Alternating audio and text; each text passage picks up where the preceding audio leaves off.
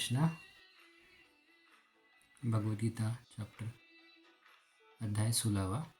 राधा कृष्ण भगवान ने कहा, निर्भयता, किसी से डर न करना, अपने अस्तित्व की शुद्धि, आत्मिक ध्यान की ओर साधना, ध्यान, दान, आत्मसंयम, यज्ञ करना, वेदों का अध्ययन करना, तपस्या, सरलता, अहिंसा, सत्य, क्रोध से मुक्ति, त्याग, शांति, दोष और निंदा से विमुख होना, दुख से या दोष से विचलित न होना, सभी जीवों के प्रति दया, लोभ से मुक्ति, नम्रता, शील होना, दृढ़ निश्चय वाला होना, शक्ति, क्षमा, धैर्य, स्वच्छता तथा ईर्ष्या और मान सम्मान की लालसा न करना, ये दिव्य गुण है भरतपुत्र। और ये गुण दिव्य पुरुष के होते हैं। फिर भगवान राधा कृष्ण कहते हैं, अभिमान, अहंकार, क्रोध, कठोरता और अज्ञान, ये गुण आसुरी प्रकृति के होते हैं। फिर भगवान अर्जुन को कहते हैं, परलौकिक जो गुण होते हैं, आत्मिक गुण मुक्ति के लिए अनुकूल होते हैं, और जो आसुरी गुण होती है वो बंधन बनाते हैं।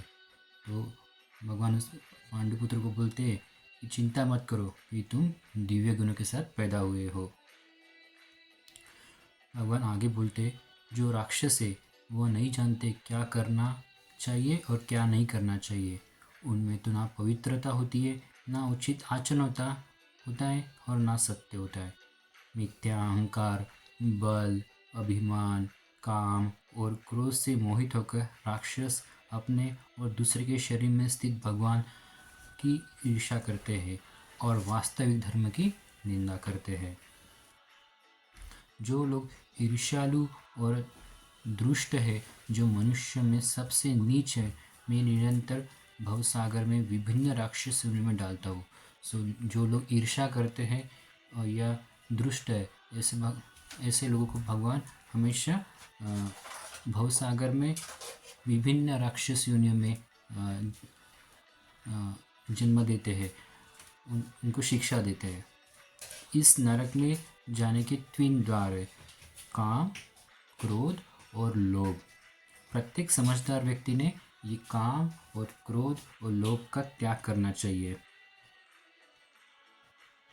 और जो व्यक्ति ये 3 द्वार से बच जाता है, वो आत्मा साक्षात के लिए अनुकूल कर्म करता है। इस प्रकार धीरे धीरे वो परम की ओर गति करता है। जो व्यक्ति शास्त्रों का अवहेलना करता है या शास्त्रों का त्याग करता है, ना तो वो सिद्धि पाता है, ना सुख और ना परम की ओर गति कर पाता है।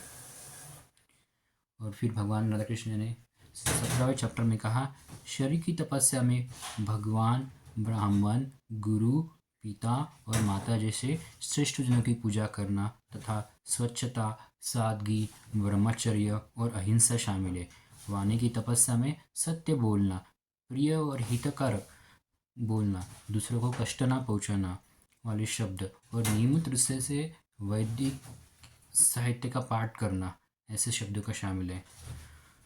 संतोष करना, सरलता, गंभीरता, संयम तथा अपने अस्तित्व की शुद्धि, ये मन की शुद्धि की तपस्या है। ये सब शुद्धियाँ भौतिक लाभ की आशा न करके केवल परमार्थ के लिए लगे हुए पुरुषों द्वारा दिव्य श्रद्धा के साथ किया गया ये तपस्या सत्व तपस्या कहलाती है। इसी प्रकार राधे राधे।